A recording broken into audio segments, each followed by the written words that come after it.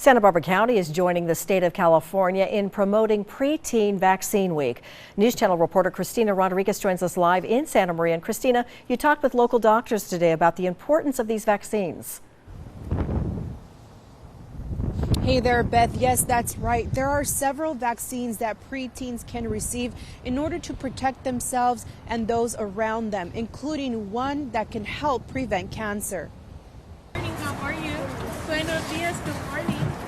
The California Public Health Department recognized March 4th through 8th as Preteen Vaccine Week to promote a healthy future for kids. Dignity Health family medicine physician Scott Piazza says preteen vaccines impact children's adulthood and those around them. Certainly we saw that with flu vaccines, with COVID vaccines, with MMR vaccines for measles, mumps, rubella, where the patient sees some benefit, but those around them in their schools or in their homes, they get the benefit as well. Santa Barbara County Public Health is joining California by encouraging locals to ensure preteens are up to date with their vaccines. Santa Barbara County Public Health Officer Dr. Henning Anserg says vaccines can prevent deadly and debilitating illnesses in adulthood, such as shingles or cancer. Meningitis is a very, very serious illness, and it's very heartbreaking if you see a teenager die from this. And it's very, very contagious,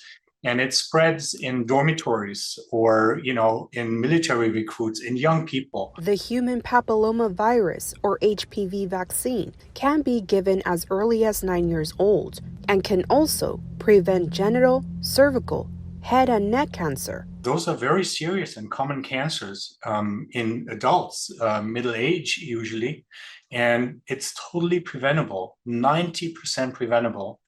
Doctors say there are children with underlying conditions that may not be able to take vaccines, but for the vast majority, they have a positive impact on their lives. Our goal is to try to make sure that whatever we're doing in their pediatric life pays dividends into their adult life. And so pediatric vaccination is a way of making sure that those young children are able to become healthy adults in the future.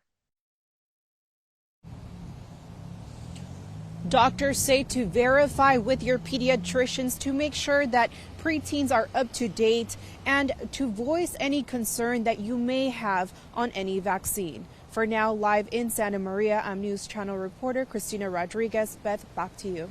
All right. Thank you so much for that, Christina.